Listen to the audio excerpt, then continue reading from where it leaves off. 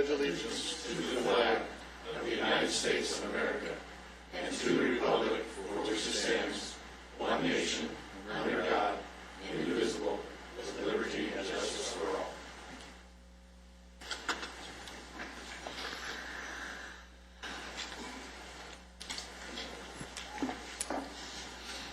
Good morning. We're going to go ahead and start off with presentations, and we have from Los Angeles County Probation Department, Eric Ufandu.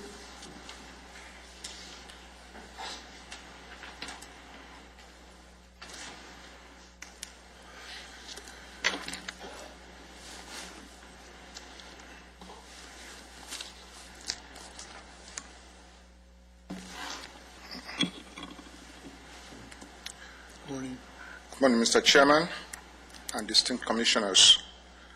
On behalf of the Chief Probation Officer Jerry Powers and Deputy Chief Probation Officer Mr. River Bingham, which I believe we all know here, it's been an extreme pleasure to be here today to update this commission on the progress of AB 109 and its impact on the Antelope Valley as the department marks the one-year anniversary of the implementation of AB 109. It's been an uphill battle, an uphill experience for the departments and all those involved in the implementation of the program. There have been some setbacks along the way. However, the department has persevered and has continued to learn and make adjustments along the way. As stated earlier, this month marks the one-year anniversary of the Public Safety Realignment Act, known as AB 109 and AB 1710, which transfers responsibility for supervising certain inmates and parolee population, referred to as post-release supervision persons, PSPs, from the California Department of Corrections and Rehabilitations. On October 1st, 2011, CDCR began to release and place non-violent, non-serious, and non-sex offender prisoners under local supervision of the Probation Department. The Probation Department was designated as the lead agency for the new post-release community supervision partnership, which includes the Sheriff Department, District Attorney, Mental Health, Public Health, and Public Social Services. I will now share some of the progress and data analysis as it pertains to the Antelope Valley. Of the approximately 9,823 parolees released through July 2012, 754 PSPs were released to the Antelope Valley. Now, breaking it down, Lancaster has a total population of 425 PSPs, which is roughly 4.5% of the total county released population. Palmdale has 329 PSPs, again, roughly 3.2% of county released population. Staffing at the Antelope Valley. The current staffing at the Antelope Valley is approximately, is 10 deputy probation officers with additional 5 deputy probation officers awaiting release, either from camps. This number is comparable to other offices the size of the Antelope Valley. At full capacity, the projected supervision ratio will be 50-1. There's 4 clerical support staff, 1 supervising deputy probation officer, and a newly assigned director to oversee the program. On May 1st, 2012, the Antelope Valley office opened the first hub intake and assessment unit. The intake oversees all PSPs for a comprehensive assessment by a probation officer. Approximately 250 PSPs reported to the hub from May 1st through September 30 for intake and assessment. The unit averages 40 to 50 PSPs. Now, PSPs no longer have to travel to the probation office in the valley for intake and assessment. With the hub also comes the co-location of Department of Mental Health, Department of Public Social Services, and Public Health. The Department of Public Social Services is has co-located its staff at the hub, and this commenced on July 16th of 2012.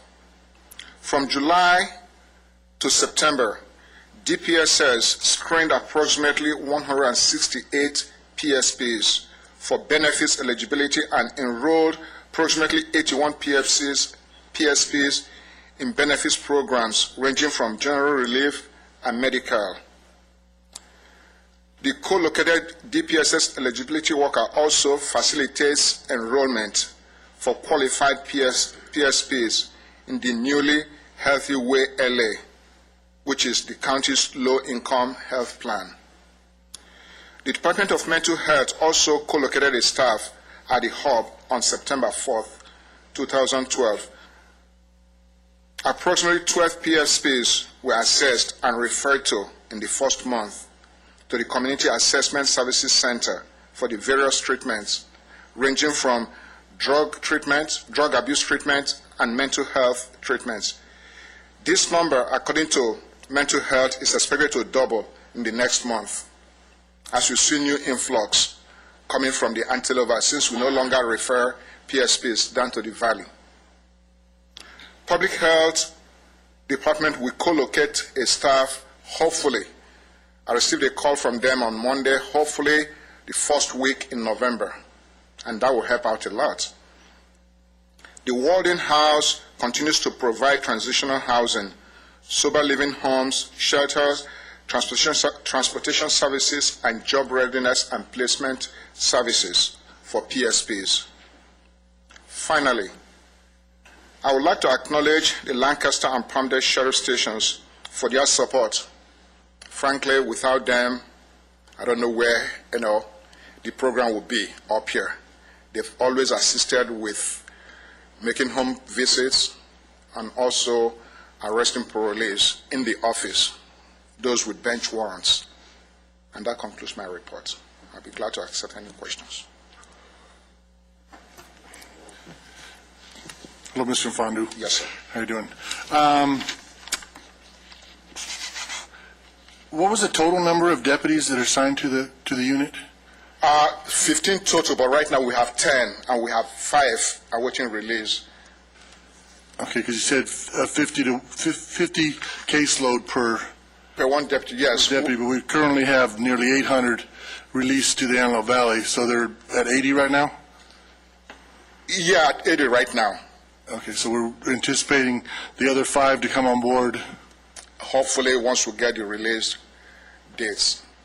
Okay, and then the other one, what's the anticipated total release to LA County and then to Antelope Valley once the 40,000 are all released? Do we have a number of that, and are we prepared to hire additional deputies for supervision once those are all released? Yes, absolutely. I think the department as a whole is looking at receiving approximately 10 to 15,000, parolees countywide. Right now we are at, like I said again, as of July, we had 9,823. Antelope Valley is expected to get more, but right now the number of intakes coming into the Antelope Valley has leveled out, as far as I know. Unlike when we first started the program a year ago. We had a lot of influx, but right now the total number has leveled out. And one thing also the department is exploring up here is the space issue. Though we're going to get 5 additional staff, my office at the courthouse is maxed out. So the office is exploring real estate down at, I believe, K4 or K8 to relocate all AB 109. So hopefully, with the increase in PSPs, will also be the need to increase, DPOs. Okay, thank you. Thank you, sir. In addition to the staffing, when you talk about mental health accessibility for those that are coming into this area, are there still some of those that have to go either to San Fernando or somewhere to get that? Are we getting more resources in this area to address the influx, or what do you envision as more come in? Are we going to have the resources to assist those that are here? Yeah, DPSS and mental health have all, stated on record that with more increase of PSPs coming in through the assessments, through the hub, they will probably assign an additional, caseworker and mental health evaluator. Where would they come from? Local. Local? Yes. So there's the appropriate level of resources already here to Yes. address that? Yes, sir. I have another question. What does the assessment consist of? Practically, what they do, they go through the, risk and assessment factors. When they complete that aspect of it, then they will refer them to mental health. And from mental health, they will refer them to DPSS, for any, assistance. But basically, what probation does is to, go through their entire record, go through their histories, go through their rap sheet, just to make sure, that they fit the criteria of being a, part of PSPs.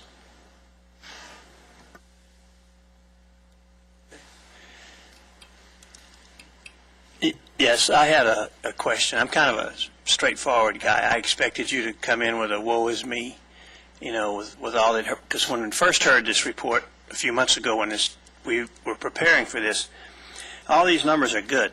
But my question is your office capable of handling this at the current staff or people that you have? Or what are your top maybe 3 needs to handle all of this? And are they do you feel like they're being met? Or is there something else that needs to be done? Yes, I think, the most important needs right now is the space issue, like I said earlier. My office at the courthouse was completely maxed out. There's no way we can accommodate any other, staff. So the incoming staff, the 5 that will be released from camp, hopefully, prior to them coming on board, I'm pretty sure, the unit will be relocated at that point. Because right now, we're barely making it with the 10.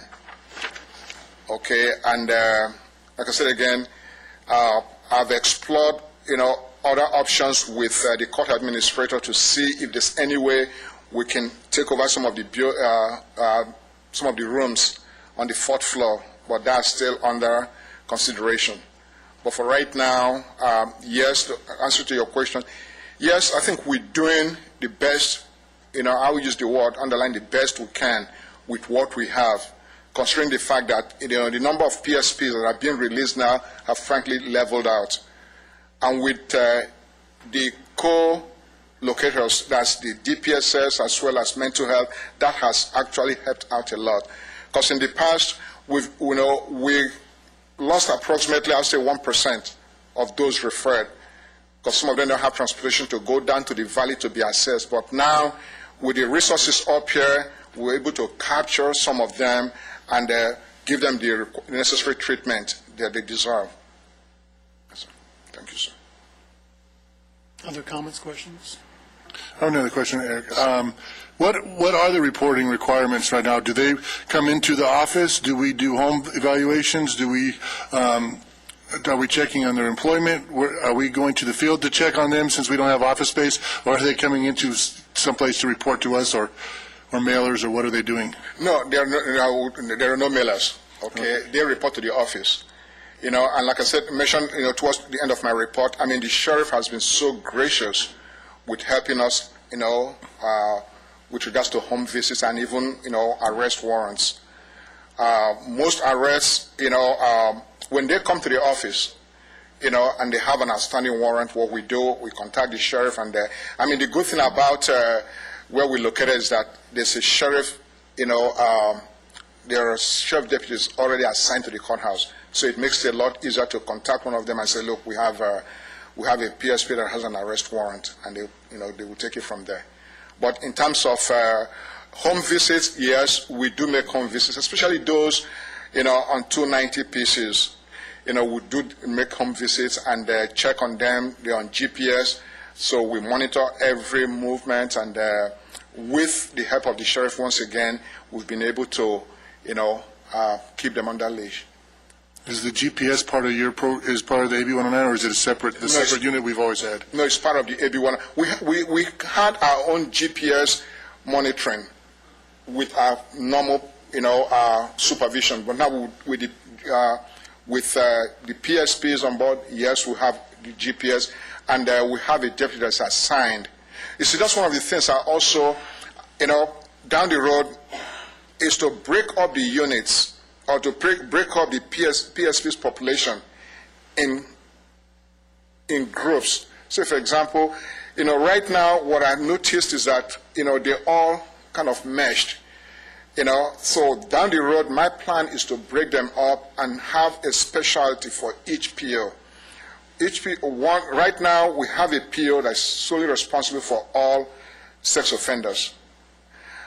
Down the road, my plan is to also group the high-risk, drug users, the low-risk drug users, so that we will focus more on the high-risk drug users.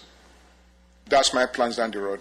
And the GPS monitoring deputy, is that one of the 10 that you currently have? Yes, absolutely. And that's his sole job, just That's the his GPS? sole- yes, sir. Okay, so, do you know what his caseload size is?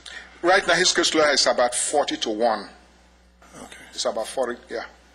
Because I try very hard to reduce the number of cases, because most of the time it's out in the field. Right. Yeah. And the other ones, when they're reporting, is it a weekly, bi-weekly, monthly, or is it up to the case? It's up, it's not up to the caseload. They're required to report, monthly. However, the PO has the discretion, depending, on the rap sheet, because sometimes we look at the rap sheet and say, well, we need to provide more coverage. We need to provide more supervision on this individual. So they're required to come in maybe once every other week, or, however long, many times the PO, requires of them to come in. And you said you haven't broken them up yet, so the NTU, the narcotic testing units, are they spread out right now, or they are centralized too, like the sexual offender monitor? No, they're all located in one, at the courthouse. The point where I say breaking them down is assigning them according to their risk factors with regards to, the number of, the extent of their drug use, is to group them so that way we provide more coverage on those individuals that are, highly addicted or will have their propensity to relapse, and follow up with the program to make sure they, attending the drug treatment programs. And we're currently doing drug testing, though? Absolutely. And that's still random, and it's Yes, three sir. times a month? Yes, sir. Okay. Thank you. You're welcome. What determines where they're released? Where? What determines where they're released? I think the zip code and the area they live in Before their arrest? before the arrest. Yeah. And granted, some of these individuals are homeless. So that's why we have the contract with the Walden House to make sure they provide transitional, housing and shelter for them. And so it's not a case of, with those, that the AV has plenty of space, so we just send them up there? No, sir. Okay. No, sir. Thank you very much for your time and your report. Thank you very much, sir. Public business from the floor, agendized items. Citizens who would like to address the Criminal Justice Commission on any agendized item may do so when the item is being considered by the Commission. Please complete a speaker card and identify the agenda item you would like to discuss. Speakers are limited to 3 minutes each. Moving on to the consent calendar. First item is approval of the minutes. Commissioners, did you get a chance to take a look at that? If so, could I get a motion? So moved. Can I get a second, please? Second. And call for the question. Please vote.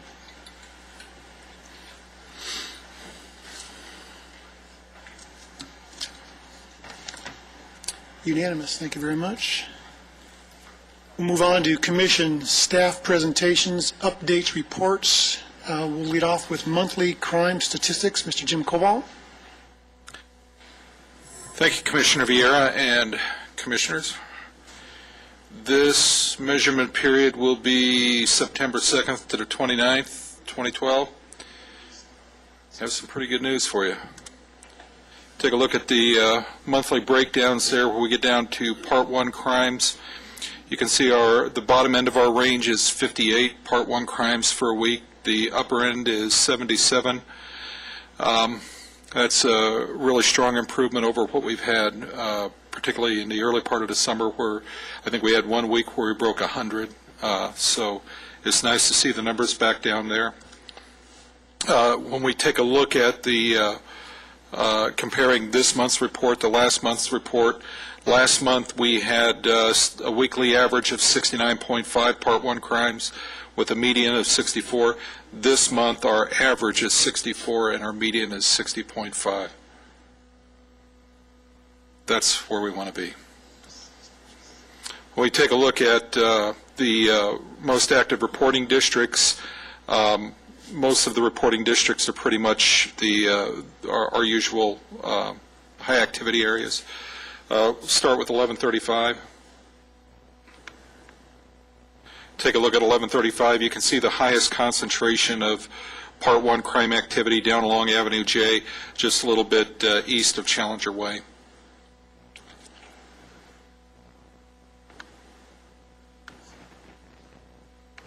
Take a look at 1126, and you can see some of the highest concentration is around our commercial area, Avenue K and 10th Street West, particularly around a lot of the parking lots that are in that area.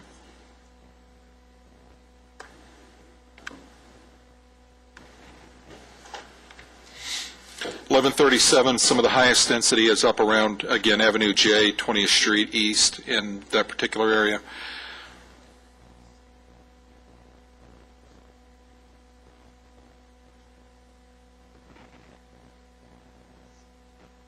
(1121), you can see some of the highest density is around Avenue I and 10th Street West within a maybe 1 block radius, 2 block radius around that area.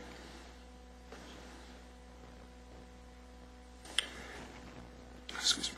1122, some of the highest density is actually up around the Lancaster Boulevard area, and then we also have some density that bleeds over from the adjacent reporting district down around Avenue J and Sierra Highway.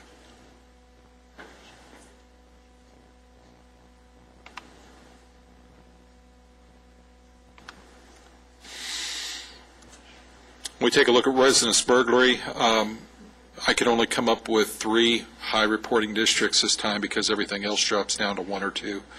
So this is good news. When we look at larcenies involving vehicles, same thing. I could only get 2, or actually 1122 and 1127 tied. Then after that, it just drops down to 1 or 2 per reporting district. We take a look at our 52-week trends. Again, as you look at this trend map, you can see or the present week or the present reporting period is on the far right. Going back to the left is the further back we go in time. The 2 crimes that are trending up this reporting period are homicide and rape. Again, that's because these are really low-frequency crimes, and if you have one that will hold for example, we had a homicide a few weeks ago, and that holds us at 1. And then we had a 1 week several weeks ago, back in week 16. We had a couple, and that has held it makes it look like we're trending up when in fact we're just waiting to get more time between us and that week. Same thing with rape. Our highest frequency of rape per week was 3, and normally we don't get over 1 for any given week. We've waited a long time for burglary to trend flat, and it's essentially trending flat right now, so that's a good thing. We've only had a few weeks in the last 10 to 12 weeks of where we've gone over our baseline. Most of the weeks are well below the baseline. Same way with robbery. You can see a really nice downward trend in robbery, and for most of our weeks, we're below the baseline on that. Again, we average about 5.95 robberies per week. We look at assault. Look at the baseline up here. The baseline is the average for Lancaster per week for assault is 15.47, and you can see virtually every week in the last 52 weeks, with the exception of one, we've been below the baseline. Larceny, this is where we've made, even though we've got a couple of weeks there that are popped above the baseline, when you take a look at this in total, you can see we're starting to get, one of the things I've talked to the commission before about is we really didn't, with our upper end of the crimes, for a week where we would be high in larcenies, it really hasn't been that much higher than any other time. Where we really lost, where it was hurting us and bringing our crime rate up, was we lost the weeks where we were starting to do, or where we had a really low bottom. And you can see some of that starting to come back here, and so that's a good thing, and that's really contributing to the overall decline in crime frequency. And then this is really a nice graph to see too. This is our Grand Theft Auto. If you take a look at that, we haven't been over the baseline, the blue baseline right here. We haven't been over that in 15, 16 weeks. That's pretty impressive. And arson is trending down as well. We're still above the baseline because of the work. Commissioner Vieira, you asked last month, and I followed up with you in an email about why this arson was above the baseline, and essentially what I found out from the sheriff's station is we apparently had a serial arsonist working through the spring and summertime, and that was driving up this arson count, and so now we'll probably start to see a decline in it as the individual was sentenced in, I think, September. This is the overall crime events for this reporting period, with 256 Part 1 showing on the map, and you can see the color coding of the reporting districts as to whether a reporting district had 0 Part 1 crimes, 1 to 6 Part 1 crimes, or excuse me, 1 to 8, 9 to 12 would be yellow, 18 or 13 to 20 would be orange, and 21 and above would be red. So we're seeing fewer of the red reporting districts on there. Frequently, for some of these reporting districts, particularly 1135 and 1137, it may not be totally unusual to have 21 or more Part 1 crimes, simply because of the population that exists in those areas. So there are a lot of apartments in those areas, and so when you have that increase in density, you're obviously going to have more crime activity. This is our spatial trend analysis that shows the areas of the city where we were either popping up or we were going down. The popping up is for the relative increase is illustrated in the red, and the decrease is illustrated in the green. This is our repeat call report for the reporting period. Again, most of the items on here are routinely on here.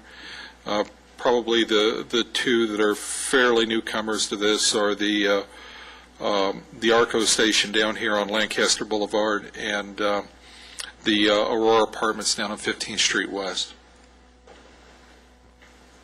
And then this is our forecast for the month of October. And I guess the challenge is make the forecast wrong. Jim, this is very good news. Is there anything in particular, the factors that you attribute the decrease or the reduction in? You know, we went through a pretty strong period there of, we talked about this yesterday at the CompStat meeting with the Sheriff's Department. We went through a really strong growth period there from about 2010, maybe 2010, 2011, up through present, where we were refilling some of the available stock, some of the available housing that was out there. And Right now, probably what's happened is we've probably seen a leveling off of that, and those folks who would silhouette themselves to the Sheriff's Department probably have been silhouetted, and the Sheriff's Department has done a good job of detecting and removing them from the process. And so that is probably the best hypothesis I could come up with right now. I might add to that, too. Something you can see that we see on a regular daily basis is, though we're having some issues like robberies there all the time or something, but the Sheriff's Department's apprehension rate is amazing. Okay, so case solvency is probably the highest in the county of all the stations, even in spite of carping and some of the things that we've been doing with our teams and our detectives. The solvency is incredible. The burglary team, for example, I guarantee you they lead every stat in the county of any agency out there for solvency, and that's a very difficult type of crime for solvency. And our robberies have been totally focused, and as you see, there's been a significant reduction in that. Thank you. It's evident. Other questions, comments from the Commission? Yeah, just curiosity's sake, Jim, you mentioned the ARCO AMPM gas station Lancaster Boulevard being new to our repeat call list. Any more information on what that's No, distributed? you know, they pop up there every once in a while. We have 2 or 3 gas stations around the city that occasionally pop up there. We don't see a strong increase of reported crimes there. It's just calls for service. So they're probably trying to deal with some of the different, and some of it could be, even though we're not picking it up right yet, some of it could be maybe some of the stuff related to the increase in gasoline prices and things like that, maybe frustration with the community or by the community with, paying more for gas and those kinds of things. And when that happens, sometimes getting the police there quickly can help diffuse an incident. Thank you. Okay, next report, arrest statistics, LA County Sheriff's. Lieutenant Ralston? Yeah, thank you, sir. I'm, like Jim, happy to report that we've had a continued reduction in the incidence of graffiti. We're at an all-time low since the core team's been working the cases, 584 for September of this year versus 1667 September last year, with a 65% decrease.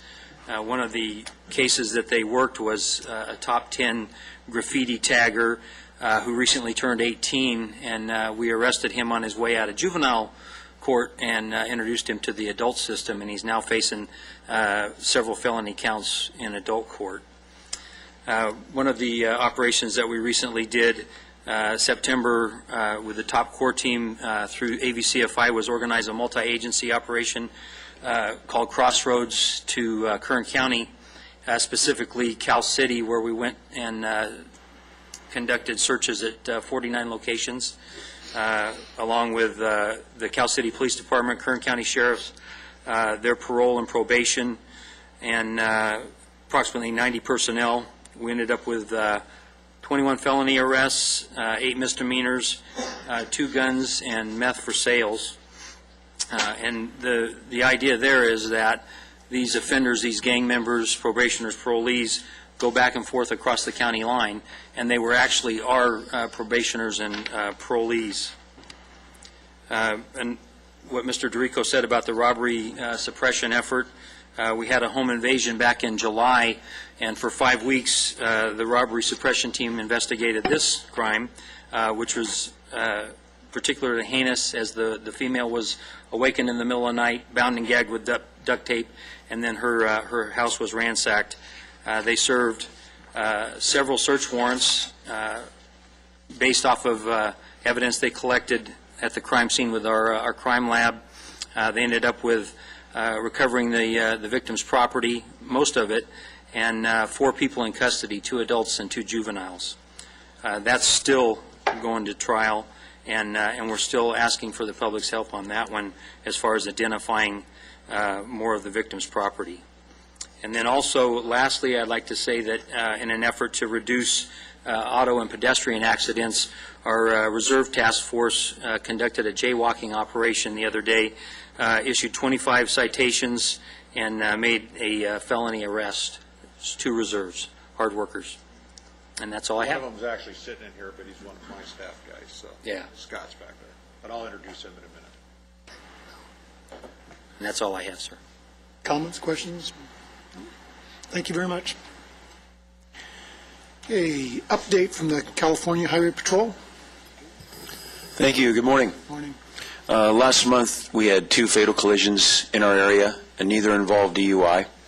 Regarding DUI, we made 9 arrests in September, and DUI arrests are down 5% for the year, so they continue to trend down slowly. DUI collisions, DUI arrests were up 35%. DUI collisions were down 5%, so that's the trend I was referring to. We've been seeing that the last several months where DUI collisions have been dropping off and DUI arrests have been increasing. We arrested 58 people this month for DUI, and of the 58, 7 were arrested during Labor Day MEP. As you recall, our MEP, maximum enforcement period, we try and deploy as many officers as we can that are available to the field. We did one checkpoint that weekend. A couple DUI arrests came out of that. Several citations issued. We had 1 pursuit. Matter of fact, person made an illegal U-turn and tried to get away. Officers caught him. They ended up taking foot bail, but we still apprehended him. And it was just no license, not even DUI. Total citations issued were 1,570 for the month, and year-to-date, that's up 13%. And finally, our total collisions, which is property damage and injury and fatal collisions, were 784 for the year, and those are down 6%. So numbers are still looking good the way they're trending. Comments, questions? And I'm just assuming that with the holiday seasons coming around, the Highway Patrol will be continuing with saturation and checkpoints and so on? Yes, absolutely. And just to note, the OTS granted Arrive Alive corridor is now terminated. It ran from December through the end of September. I don't have figures for that yet. They're still tabulating those, but hopefully have those next month for you. Okay. Thank you. District Attorney update. I don't believe we have one today, do we? No. Okay. Then we'll move on. Business Watch Subcommittee update. Mr. Dorico. Yeah, as of today, I don't have anything new to report as far as Business Watch. We continue to grow that program in contact with our business community. Members of the public safety staff have been attending various meetings, the Boulevard Association, those type of groups that are already formulated together. We're going to be doing something in the near future with the Chamber of Commerce to solicit some more enthusiasm as it relates to participation in this program. So that's the plan for the next month. Public safety, you want to just... Lots of stuff, okay? First thing, I'd want to introduce a few people here. Recently, I've stolen 2 items from another department within the city, from code enforcement. I have 2 individuals that have some talents beyond just the code enforcement experience and aspect, but have some other things they bring to the table. Scott O'Connor, who actually was just talking about that jaywalking operation. Scott put that together and participated in that. Anthony Perez. So I'm excited to have those guys. What we're doing is we're trying to formulate a plan where we bridge that gap between criminal issues that are exclusively in the purview of the Sheriff's Department and take some of that burden off the station for quality of life type issues and response. So we're transitioning and developing that program. These guys have already been very active. They're empowered to go out there and make decisions as it relates to resolving these issues we've had in the community. They've been very successful already. So this is something that I'll be bringing some updates to the Commission in the future on the progress of that and how we expand that program. I also brought 2 people that you never get to see because of the shift they work, Tracy Stewart, Cynthia Walton. That's a couple of our CSOs that have been with us some time here at the city. Received numerous accolades continually from the station on their work. They write excellent paper. They could almost be a training officer for some of Ed's new trainees on how well they write reports. But I wanted them to come to the meeting today because there's faces you don't regularly see from the Public Safety Department, but they're actively working every day over at the station. And then Josh, I'm teasing him about his shirt today, but Josh is actually assigned to the LANCAP team. So he works with our task force team directly. He answers the phone calls that come on there. He gathers statistical information, and I've just actually collateraled him on some other things that we're doing out of our office there to manage out of the station. Okay, tomorrow, Jim Cobalt and I are going to be meeting with members of Dr. Vieira's staff over at Antelope Valley High School for the implementation of our truancy diversion program. Currently, we've lost some time ago, several months ago, the juvenile traffic court, where when deputies or the school officials write a truancy citation, that citation was processed through the juvenile traffic court.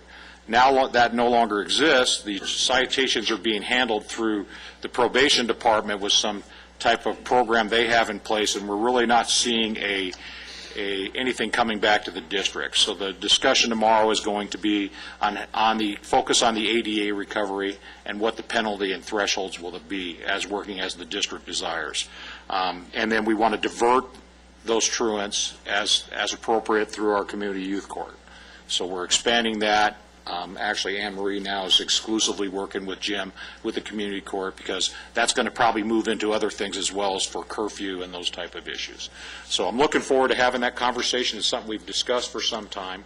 Again, the idea being is to make it less burdensome on the field crews that are working out there for law enforcement, bring the school more into a more authoritative program for dealing with truancy, and then again making it where there's a parental responsibility aspect of it, so we can ensure that our schools are receiving everything that they deserve, and at the same time we're eliminating issues that occur out in the community during daytime hours.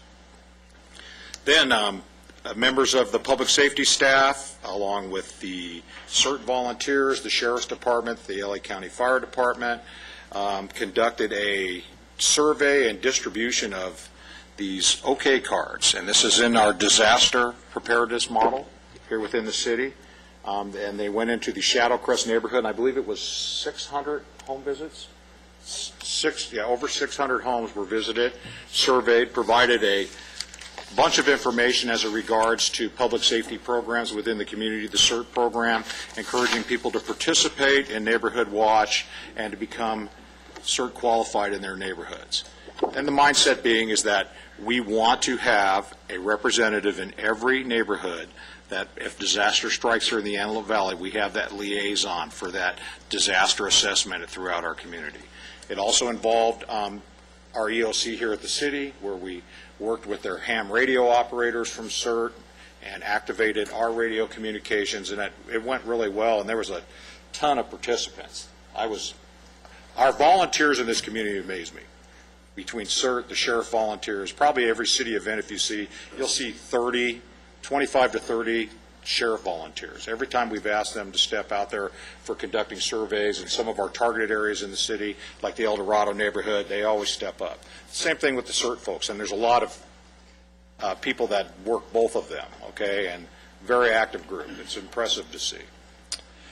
I'd like to invite you, we're going to be conducting some desktop disaster preparedness scenarios in the near future. In fact, Kelvin Tainatongo, the assistant to the city manager who's in charge of disaster preparedness here, has come up with quite a wild scenario that we're going to be dealing with here at the city. And actually we met with members of the Sheriff's Department as well as the Fire Department yesterday to expand that. So obviously the schools are an important part of that as it relates to having a place to house people in evacuation scenarios, those type of things. So eventually we're going to need to incorporate the Highway Patrol and all the agencies, SCE, the gas company, all those things, as we build this to be better prepared for the future. And recently the city just showcased and announced a new volunteer program for graffiti removal that Public Works is actually putting together. Marlene Navarro and I, Marlene, raise your hand there. Marlene handles all our court restitution and recovery as it relates to graffiti. Marlene and I will be working with the Public Works staff to develop a new cost model as it relates to present in court based on the issue of volunteers being involved. So that's a progressive program. We're working very closely with Robert Neal and his staff on the development of that program. And that's pretty much it for right now. Comments, questions? Lee, I know that the county has a contract with the college for sheriff's deputies and security, and I think the high schools do also.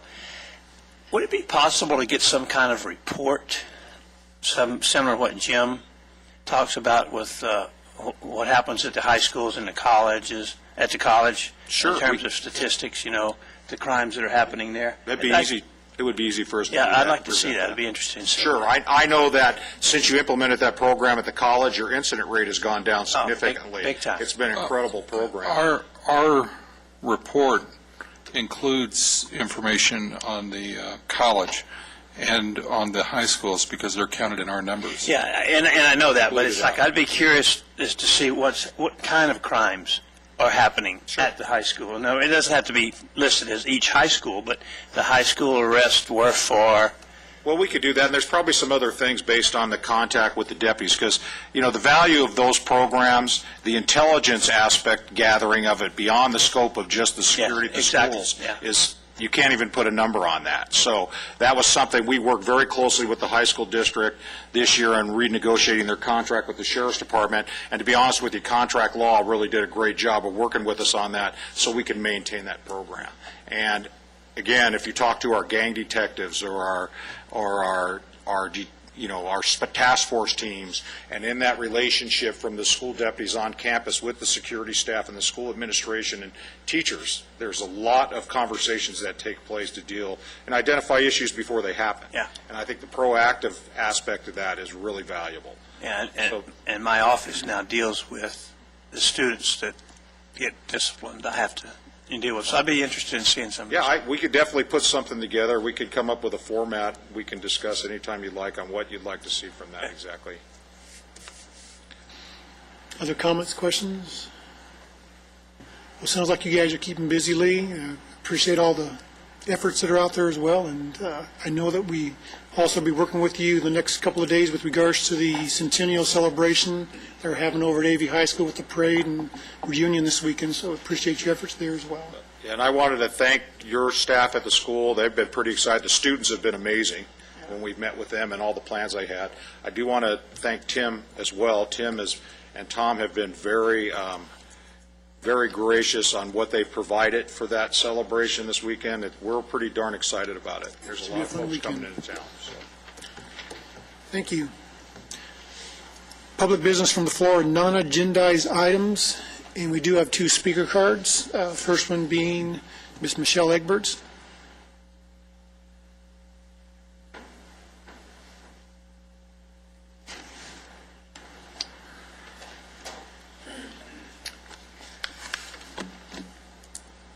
Good morning. Morning. Chairman Vera, Vice Chairman Fuller.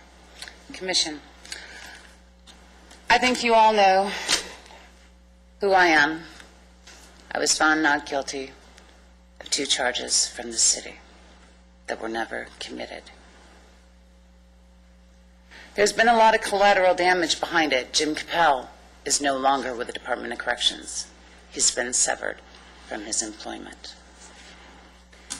This commission had him champion an ordinance based on lies.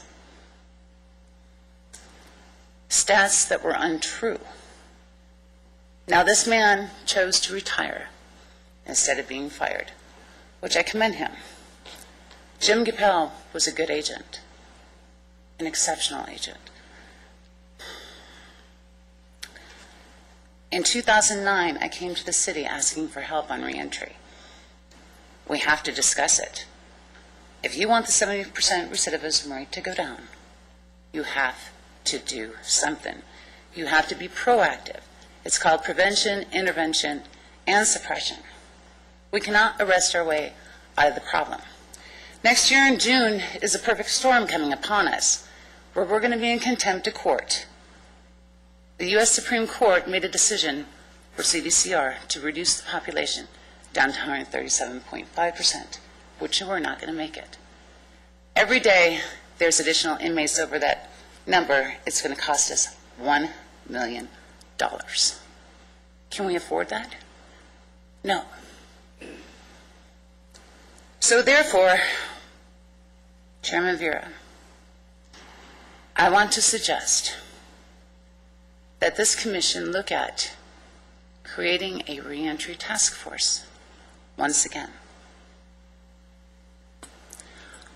We can stop the revolving door of prison and the jails. We can't afford the cost of incarceration anymore. Thank you.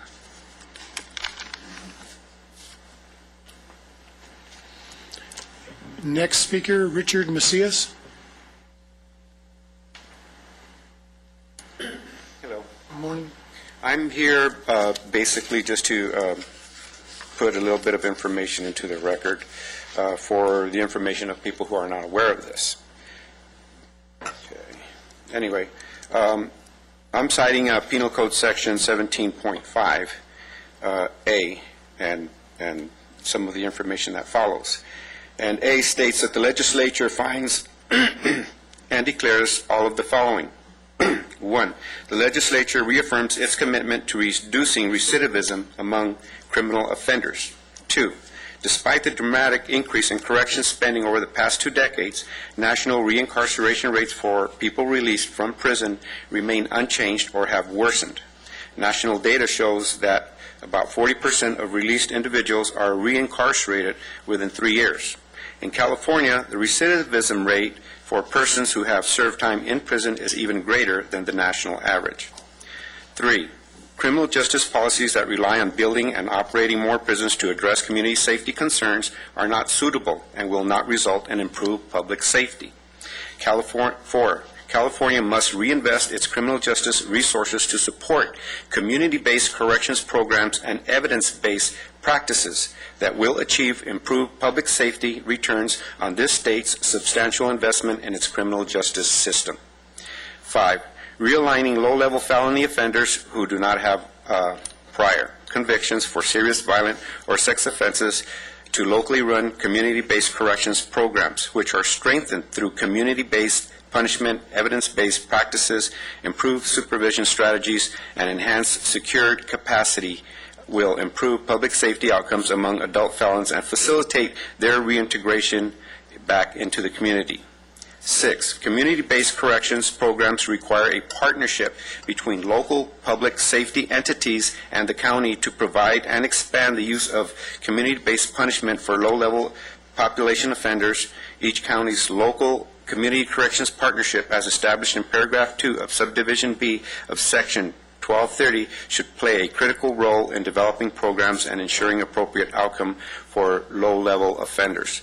So based on this information, it's my feeling that this city needs to take another look at how their attitudes are towards these types of programs that need to be implemented. What the state legislature says is one of their commitments. And I would like to see the city, and this commission make some kind of a recommendation to get something done here. Because you can't just, like she said, lock everybody up and expect it to cure the problem, because it won't. Thank you.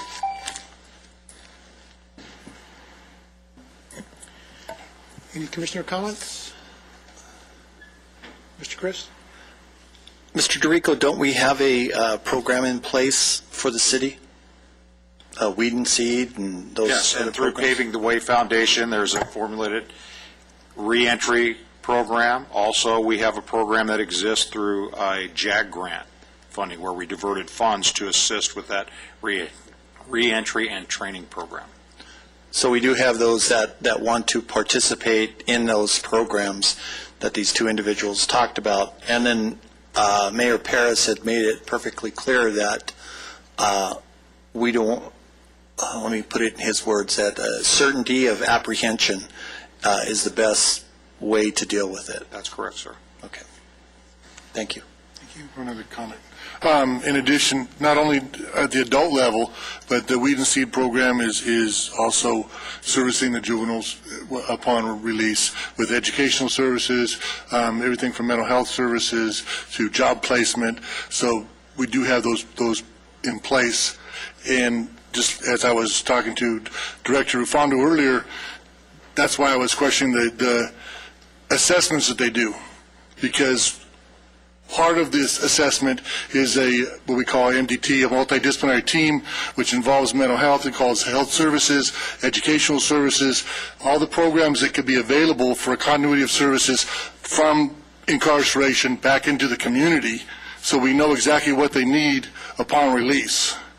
So that's where we're going right now with the evidence-based programs that are in place. And that's what the AB 109 at the county level, now that we're servicing them, that's what we're trying to do, as well as not reincarcerate them, not to reduce the recidivism rate. Thank you, Mr. Smith. Okay, seeing no further comments, this meeting stands adjourned at approximately 11 o'clock, with the next regular meeting being on the 14th of November, 10 a.m. Thank you very much.